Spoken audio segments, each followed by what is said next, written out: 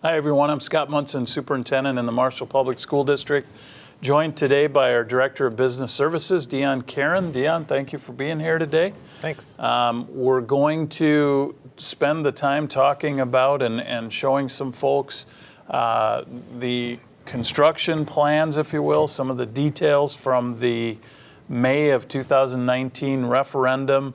We're going to kind of have two separate segments. One will focus on the early childhood work at Parkside and some of the safety and security changes that will be taking place at Parkside, the high school in Maytech, and then we'll transition into the largest project from the referendum, which is or was the new elementary school for grades 2 through 4 that we have some exciting plans for, and hopefully Alex and the guys here will be able to help us show kind of the virtual tour of what's going on.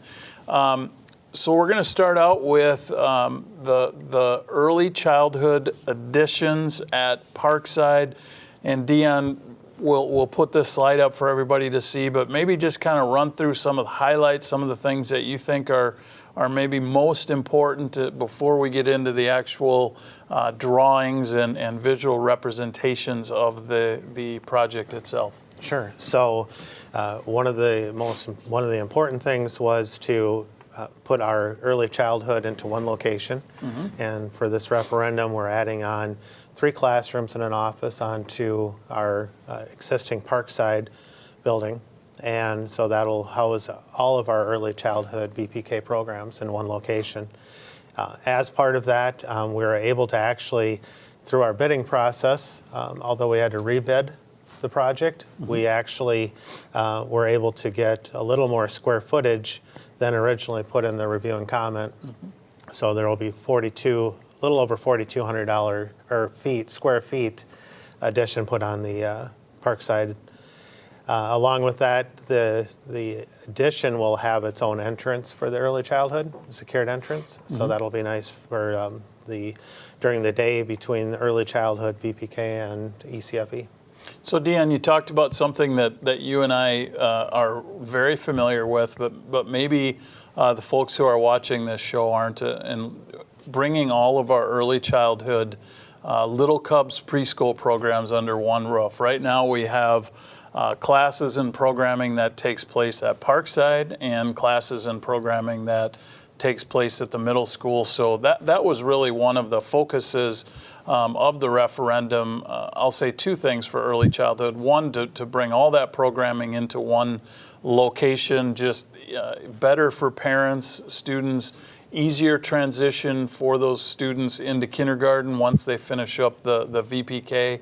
And that was an important part of it. And then the other part of it was we're going to add some space, like you said, and hopefully we'll be able to expand a little bit. So it is important that we share that because, right. Yeah, like I said, you and I visit all the time about we want to get our early childhood programming under one roof. But most people might go, well, what do you mean by that? So that's a good point. Well, that was a good point, too, about space. We'll be talking about the new elementary school, mm-hmm. But Parkside right now, K through, partial early childhood through 2nd grade, we're, as per the referendum and what we presented to the public, we're running out of space. So the additional space will be welcomed, and that'll actually open up some extra space for our K and 1st grade classes. And one of the things about our early childhood programming in the Marshall Public School District, when we started our voluntary pre-kindergarten and school readiness plus programs 3 years ago now, I believe it was, we almost doubled the number of students that we're able to serve. So we're up to, I want to say last count, about almost 180 3- and 4-year-olds come to school each week, depending on their schedule, and that's about twice as many as we've had in the past. So looking forward to getting into this new facility at Parkside, this new space, getting everything in the same location. You talked about the separate entrance for early childhood. Dion, what's good about that? Why is it important? Early childhood has parents coming in throughout the day. We've got a morning program, an afternoon program, plus we have the early childhood family education that has different hours. So it has a separate entrance from our main school entrance, so it gives an opportunity to separate that a little bit so not everybody has to go through the main entrance and then go all the way down to the early childhood. Also, it's nice because then the early childhood will be able to keep track of who's in their area with our visitor management system. And safety and security at that door will be similar to all the rest of the doors at different sites in the district? Correct. Eventually, it'll be totally the same. Nice thing about we were able to get that security grant through the state and getting equipment at Westside, and some of the equipment at Westside is going to be reused at some of the other locations. So we'll see the safety entrance at the Parkside main entrance completed this fall. There might be some parts to the early childhood that will have secured entryway, but will become even better once we decommission Westside and use some of that equipment. Sounds good. So let's take a look at kind of the layout here, Dion. Talk us through this. You kind of alluded to it a little bit, but try to help folks understand what the I'll say gold, orange, yellowish area, the green, the red, what all that means, if you don't mind. So this picture here is actually what we presented initially for the bid process. So I'm going to skip to the next one that shows. Nope, that's the one. Yep, this one here. Square footage, as you can see, it went from 47, a little over 47 to 4,200. But as I said before, the review and comment was for 4,050. So we actually ended up with more square footage than we initially had in the review and comment for the referendum. So that was good.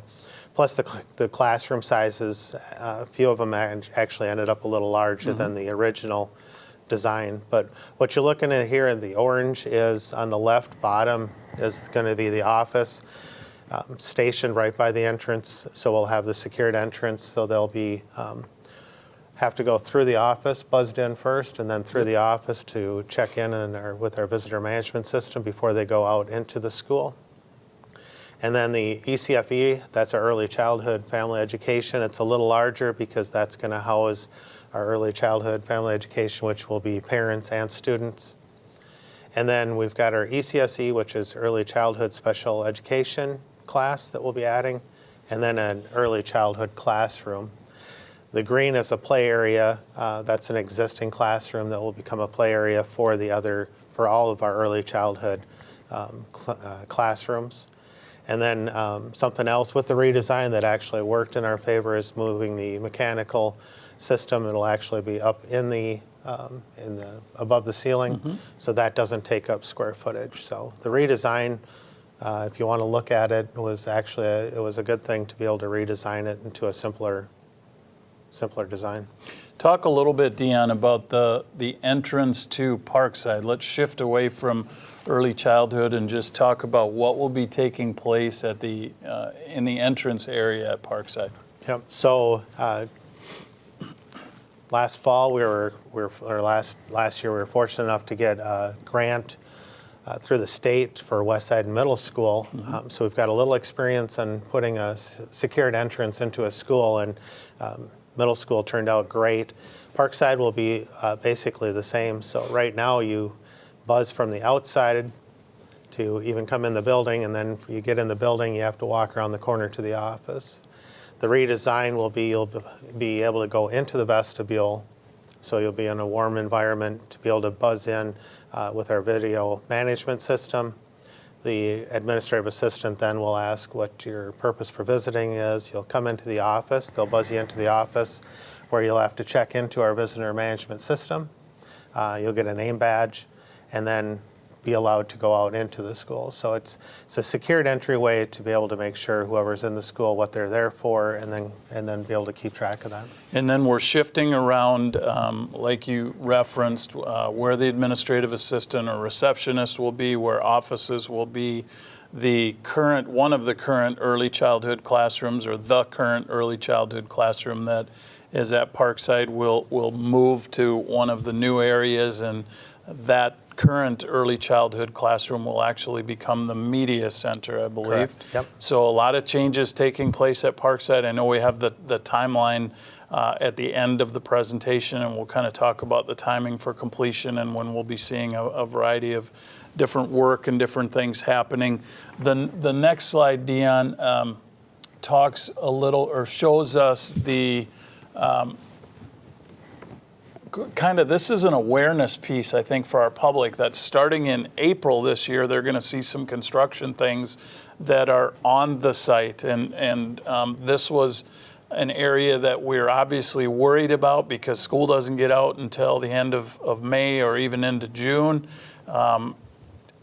Just what are the discussions that have taken place from our construction manager, our architects, and all of us at the school district in terms of how we're going to phase this in and how we're going to keep people safe and everything like that? And I know it's kind of hard to see on this, but what does the construction entrance mean or look like, and explain that a little bit. So part of our bid package was that trucks couldn't be coming in and out at certain times.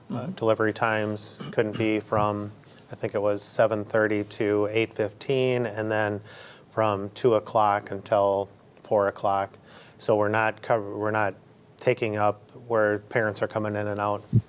The red line is going to be an area, and if actually a lot of that's fenced off now with some snow fence. Yep. We put some warming blankets down so we can hopefully get an early start, but it'll look a lot like that. The fencing will come out a little bit into the parking lot, and we'll have some information going out to parents about, that the parent pickup and drop off will come out a little bit. We'll lose a few parking stalls during that time, but we're hoping that it won't overlap too much, just a couple of months prior and a couple of months into the school year. And this says construction entrance April through August. Obviously, April is dependent on the weather. If they can start work earlier than that, that would be great, depending on how warm it gets and how soon. And August, actually, that construction fence will be up probably until right before school starts, and then we're hoping that the majority of the work is done. The fence can come down. There will still be inside and internal work taking place, but hopefully, knock on wood, come August of 2020, this year we'll be done with the fence and all the work will be happening inside. Yeah, we'll show the timeline a little bit, but like you said, they'll have until October, but one of the stipulations is that it needs to be safe, secure, and we need to be able to operate. Let's go to this slide right here, Dion, that shows the roof line. I know that was something in my years in education. I've never talked about roof lines as much as we did in this particular case. This is a little simpler version than what the initial plan looked like. How come this, and I like this, how come this was the outcome of that? You referenced the mechanical equipment being up in the roof now, but talk through that a little bit and even touch on the front entrance. We had some difficulties trying to figure out how we were going to make that work as well. Yeah, again, so the design actually turned out, I feel, a little better. One of the important things was to make sure that the roof and the brick matched the existing building as much as possible. Part of the redesign, if you can look at the outside, you don't see the awnings over the windows or the brick. Part of that design helped to simplify the roof. I think for maintenance-wise, it's going to help. And then cost, it also helped. Part of the redesign that was good too is it actually helped us move the building back a little bit, giving a little more space between the parking lot and that front entrance. Absolutely. And this is a nice design. It's gonna fit really well, I think, with just the whole aspect of Parkside aesthetically, exterior, and everything. The bond project schedule, Dion, timeline-wise, kind of 3 separate projects taking place. So we've got the front entrance remodel area. We've got the early childhood piece. And something we haven't talked a lot about is the security projects at the high school and at Maytech. Can you tell us the timeline for those? Those are going to be about the same. Probably start the high school and Maytech projects after school lets out, and we'll be working on those. Be June, July, and August. and those will need to be done prior to school starting. So if everything goes well, the security projects at the high school and Maytech will be done when school starts. The front entrance, which we've said is a priority, the front entrance at Parkside, and all the work there, including the safety and security, will be done when school starts. The only thing that will likely go into October is the addition of early childhood space at Parkside, and that's really what this slide shows. So right now we're going to transition into some information about the new elementary school. So now we'll share some information about the new elementary school, which will be located on the middle school property, and our PowerPoint that we have kind of gives a pictorial representation of where the new elementary school will sit. You can see just close to the track.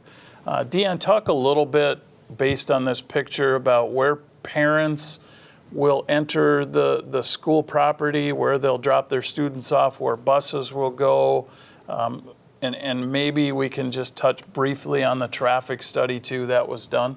Sure. Yeah. So probably one of the biggest important things about the design of this was safety, pedestrian and traffic safety. So the way it was designed is on the right is where the parent drop-off will be. We wanted to make sure that the queue line was long enough so we don't have cars out into the street. So it's actually big enough to have 54 cars line up. We hope that we don't have 54 cars at a time line up, but we wanted to make sure that there was enough queuing line so, like I said, it doesn't go out into the street. The flow of the traffic will go around and drop off a lot like our other schools currently do.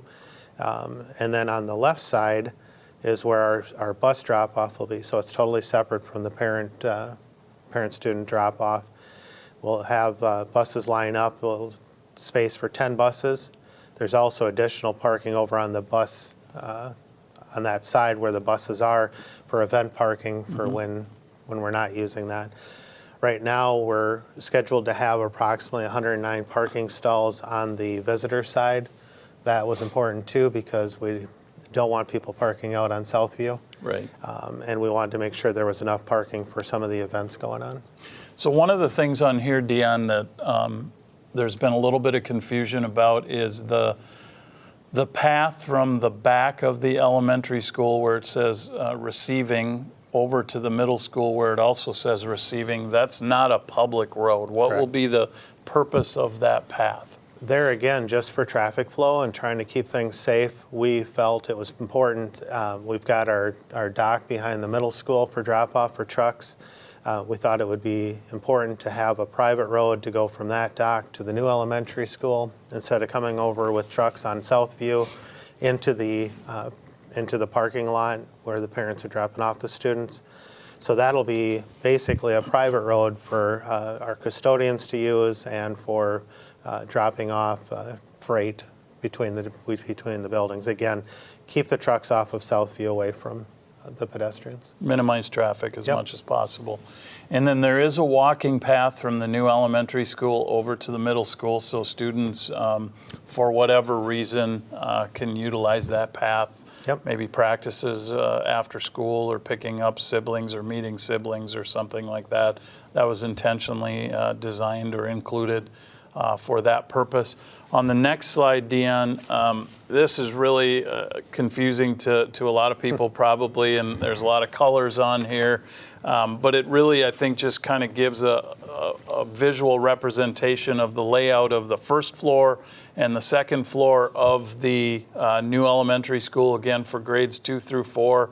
Let's start on the first floor, Dion, just kind of hit the highlights. We've got in the green the gymnasium, and I'll kind of let you take it from there. Yeah, so it was important for us because it's a public building that's going to be used for quite a few things besides school, to have a separation between the classroom, school side of things and what our community might use. So we put the cafeteria, the kitchen, the gymnasium, and the music rooms on the north side of the building, so we can gate off or shut down the school side if it's being used at night or on the weekends. On On the first floor, we're going to have second grade class. We have 9 classrooms currently for that. And then we also are going to have 4 of our fourth grade classrooms on the first floor.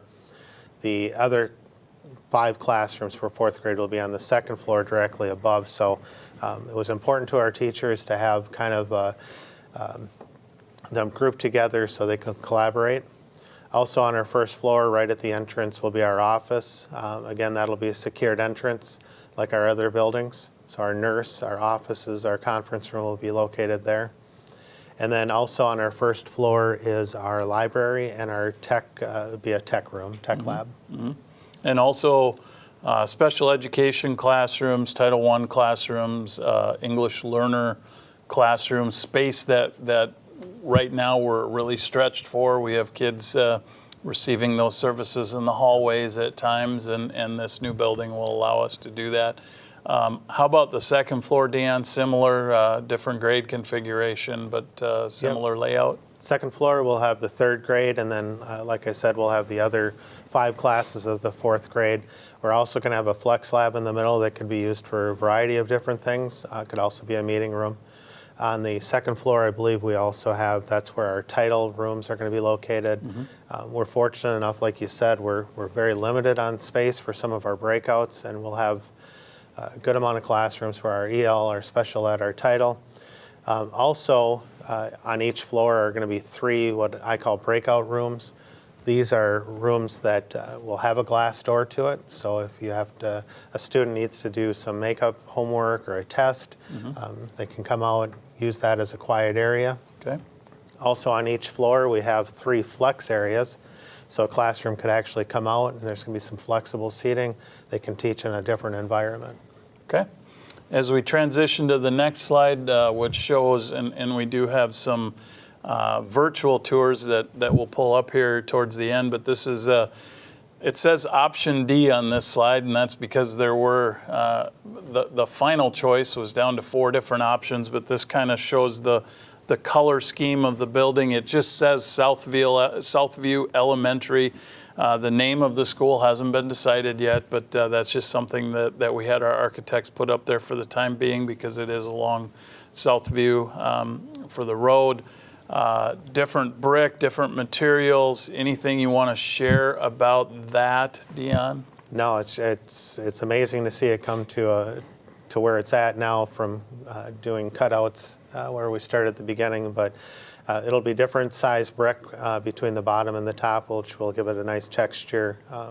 The colors, I think, are gonna be very vibrant. You know, it's going to be an amazing school.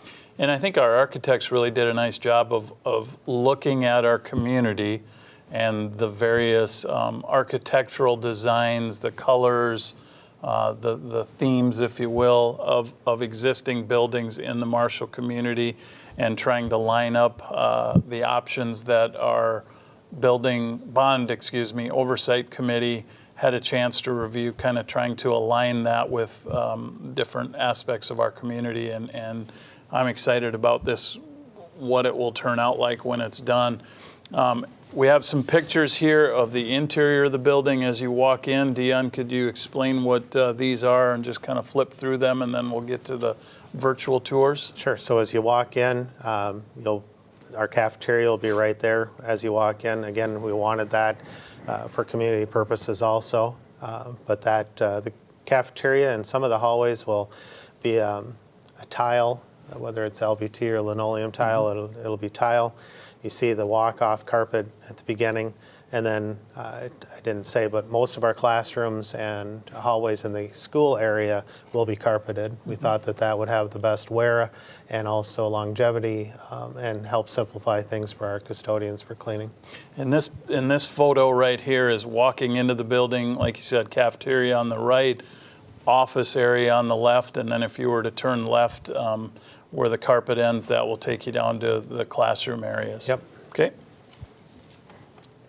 And obviously a gymnasium. Yep. And this is just a picture. Actually, I believe we're going to go with some different wording on there to more fit the elementary. That's what our high school athletics uses, but it gives you an idea of, we'll have some word placements. We'll have windows in the gymnasium, which is nice to let the natural light come in. And the gymnasium will be big enough to hold, it's called 2 JV courts side by side, or 1 full court lengthwise. It's going to be a nice sized gymnasium. With bleachers, wood floor, obviously. Correct, wood Yeah. floor, definitely. This is one of the flex areas that we were talking about, where a classroom could come out and have a little different environment for learning. You can see the measurement. There's going to be some areas of the school that are going to have some playful things on the walls for the community and students to look at. And then you can see where it says listen. I'm not sure if that's the words we're going to use, but there will be some inspirational thing there. And then behind that are some lockers. And one of the nice things that you can see on this slide is the natural light with the sort of the skylight theme. And this obviously is on the second floor, but that was something that we had talked about removing, but then just because of the importance of natural light, especially in the winter months here, and getting all the light that we can, we made sure that stayed in. This, I believe, is the media center. Correct. Yep. This was going to be a focal point for us. You can see the windows in the back, which will let a lot of nice natural light in. And then we've got several different areas that students can go, whether it's a teaching environment or go off and read in the library itself.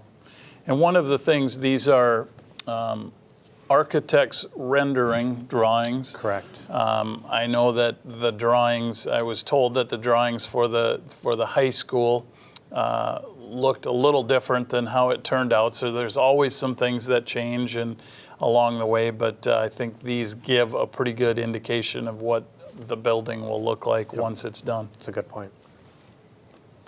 This again is another breakout area. We're going to try to have a color difference in the different areas, help the kids, if you want to go to the purple area. Again, there's where some of the locker banks.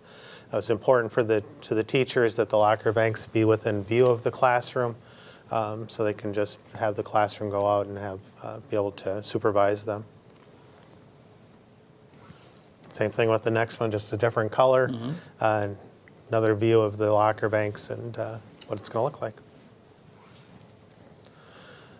Again, like you said, this is just a drawing, but this is somewhat what a classroom might look like. In the front, we'll have our interactive TV, which are replacing some of the smart boards. They're more cost efficient.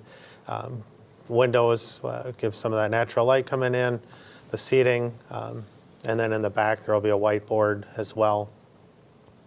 Typical classroom, what the furniture and everything looks like in the rooms and the casework.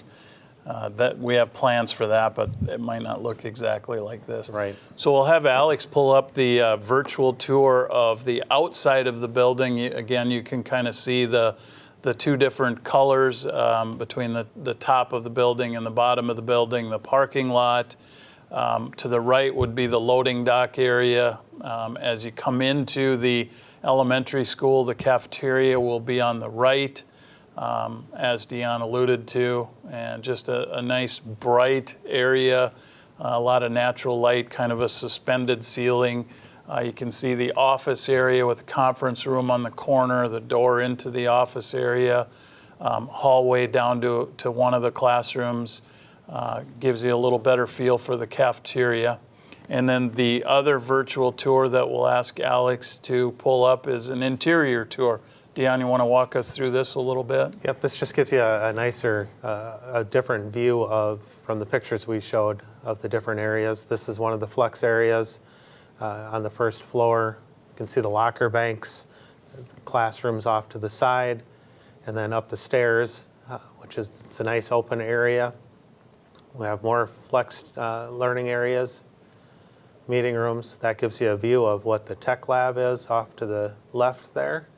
The natural light, like Scott had talked about, and then goes into one of the classrooms to kind of give a view of what that could possibly look like with the different desks and chairs. Dion, you've talked about flex areas quite a bit, and the architects refer to those as flexible learning areas because it's a great place to either send, say, 4 or 5 students from a classroom out to work on a group project, or maybe combine 2 or 3 classrooms and utilize that additional space as well. But it just gives flexibility for the teachers to do different types of projects, especially with all of our students having their own one-to-one device, having the Wi-Fi available throughout the building. Kids can go almost anywhere and work individually or in groups. The original plan actually had much more flexible learning space than what this plan has included, and I think that was something that we talked about. Yes, flexible learning spaces are important, but yet we want to make sure we have the right amount of space and not too much space, because space equates to additional costs as well. And that had to do with the age level too. We toured a few buildings, and when you get into the middle school level, it had more flexible learning, but this is a 2 through 4 elementary, and we felt that some flexible learning areas were important, but like you said, not as many that were originally drawn in. Timeline, Dion, what are our plans timing-wise for the new elementary school? Well, hopefully, like you had said with the Parkside, hopefully we can get an early start. We have an early spring, so March or April, work through, and then we will hopefully be done around July, the middle of July of 2021. July 15th or 14th, I think, is the target date. That gives us about a month and a half to get everything moved, settled in, ready to go before staff come back in 2021 for the 21-22 school year. Bids for the new elementary came in good. Tell us a little bit about that, Dion. How many, dollar amounts, if you can remember those? Yep. So we had 7 bids come in, which was Chris from ICS. Was 2 more than what he had actually anticipated, which was great. We had a couple of them actually come in lower than our budget was, and the base bid actually came in low enough where we were able to put in some alternates, some things that we were hoping that we could do, but wanted to make sure we were within. Some of those would be doing concrete for the parking lot, which maintenance-wise, longevity is going to be good. Concrete instead of asphalt. Yes. Yeah. Yep. Also expanding the gym a little bit so we can get those 2 full JV courts in there, along with some bleachers, which we felt was important, as well as some mechanical things with piping, and then doing some of the face brick. And also some flooring. There was some alternates that were discussed with flooring that we think will give us more longevity for just a little bit of an additional cost. It's important. I think it was important to Bach and to us when we build this to make sure that we're building it for that longevity, and aren't going to have to. We can maintain some of our current buildings instead of having to look at this one right away. 7 bidders was a positive thing, as you alluded to.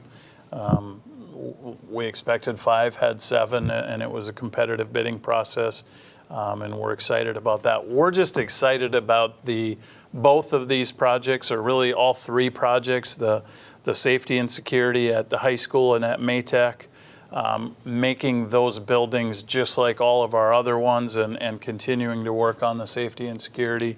The early childhood expansion at Parkside, and being able to get all of our programming under one roof, at one site. Certainly the entrance area to Parkside as well, and then the new elementary school. I'm glad the bids came in where we needed them to. A lot of work to be done over the next year and a half, but good work. And I'll spin right back to after the referendum passed, when we pulled together a lot of staff members who did some really incredible work. You think about, they sat down basically with a piece of paper and created this school that you've just seen virtual tours of. Yeah. And those folks, along with our construction consultants, our architects, everybody, I think, really has done some great work that will be an exciting time when we get to see everything pulled together. Some of that will be in August of this summer. the majority of it will be in July or August of next year. I think it'll be exciting for the community to see things actually happening. There's a lot, like you said, there's a lot of work going into it prior, but it'll be exciting once we start breaking ground. Now we just need to get rid of the snow and get started on that. And since you and I get to drive around on those snowy mornings, that can happen anytime. So if anybody has questions about any of this, Dion wants to kind of see things a little bit more, they can contact either you or me. The district office phone number is 537-6924. I believe the virtual tours are available on our website, which is www.marshall.k12.mn.us. Thanks a lot, Dion. Yeah, appreciate you being here. One last thing, I just want to wish you a happy birthday today. Appreciate that. Thank you. Just another year older. But thank you, everybody, for taking time to watch this Tiger Talk TV. Thank you to the guys for helping us with the technology, and have a great rest of the day.